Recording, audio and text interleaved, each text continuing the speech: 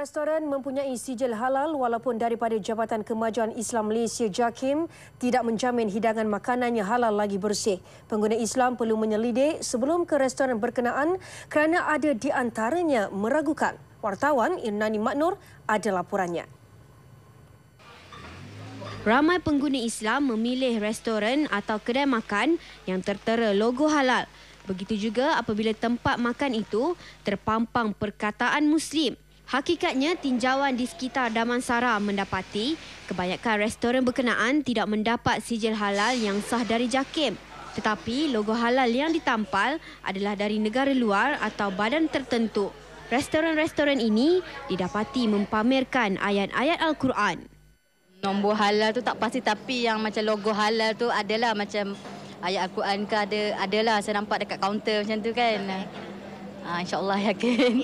Bagi saya, sebab saya tengok majoriti yang datang kat sini kebanyakannya adalah Melayu, which is orang Islam ni, orang kita. So tengok ada yang Pak Haji balik daripada masjid pakai baju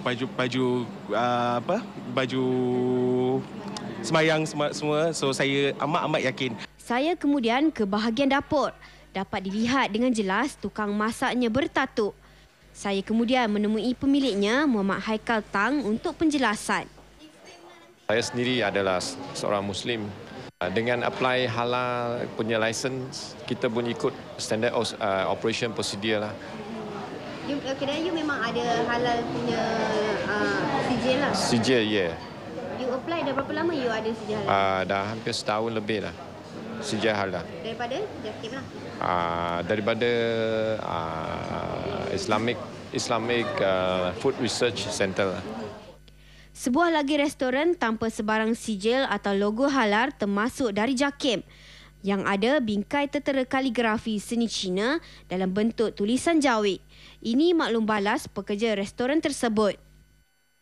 Sijil halal tak, bos tak minta sijil halal sebab dia kan dah macam kita macam orang Islam, kita berniaga pun tak pakai sijil halal. Dia kira dia dah Islam, isteri dia pun Islam, buka kadang. Dia tak pergi minta sijil halal. Perkara itu saya rujuk kepada seorang pendakwah bebas.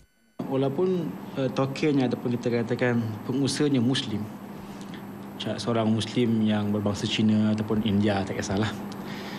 Tapi hendaklah juga dia memastikan yang dia punya tukang masak dia, tukang beli barang dia ataupun yang terlibat dalam mengusahakan restoran itu adalah orang Islam juga. Barulah ketika itu halal yang digunakan oleh mereka ini halal yang benar-benar tulen, kita katakan. Ada dua tulen. Cuma ada tulen dari segi pihak berkuasa, JAKIM dan sebagainya, ataupun tulen dari segi Allah Ta'ala sendiri. Tambah beliau, pengusaha restoran perlu jujur dalam memastikan makanan yang disediakan halal. Kalau makanan itu dihasilkan oleh orang Islam yang berwuduk, yang bersolat, jaga ibadat, maka ia lebih memberi kesan keberkatan kepada makanan sendiri. Itu yang kita nak, halal tu. Bukan semata-mata dia punya zat halal, bahkan ada punya roh halal tu sendiri. Itu yang kita katakan halal dalam Islam. Bukan semata-mata cop, semata-mata izin, tidak. Menurut beliau, apa yang penting ialah mendapatkan keberkatan kerana makanan memberi kesan kepada jiwa. Wartawan Irnani Maknur turut mendapatkan Persatuan Pengguna Islam Malaysia PPIM. Presidennya, Datuk Nazim Johan, menggesa Akta Halal dilaksanakan segera kerana ada pengusaha bukan Islam mengambil kesempatan memaparkan logo halal JAKIM hanya untuk lariskan perniagaan. Halal merupakan satu pasaran tambahan. Mungkin 100% daripada tambahan jualan daripada sebelum ada halal. Okey, peningkatan jualan. Dia orang melihat perkara ini sebagai satu peluang untuk berniaga. Jadi consideration ni adalah perniagaan. Datuk Nazim Johan berkata, akta berkenaan sudah 10 tahun diperjuangkan, namun sehingga kini ia belum dikuatkuasakan. Nombor satu, kena ada akta halal sendiri. Yang kita tunggu dah lebih pada 10 tahun sebenarnya. Lepas tu, nombor dua tu kefahaman peniaga apa itu halal sebenarnya. Pasal kalau dia faham maka mudah, tapi kadang-kadang dia pun tak faham. Dengan adanya akta halal, segala panduan berkenaan halal boleh disenaraikan dalam akta berkenaan.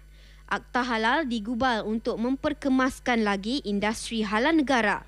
JAKIM akan dapat lebih kuasa untuk menguat kuasa penggunaan dan pengeluaran logo halal di negara ini. April lalu, Menteri di Jabatan Perdana Menteri Datuk Seri Jamil Khair Baharom berkata, undang-undang itu sedang dalam proses penggubalan oleh penasihat undang-undang JAKIM dan pejabat peguam negara.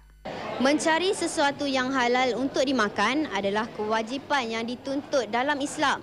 Justru umat Islam perlulah lebih berhati-hati dalam memilih tempat dan makanan yang dimakan. Irnani Makno, Berita TV9.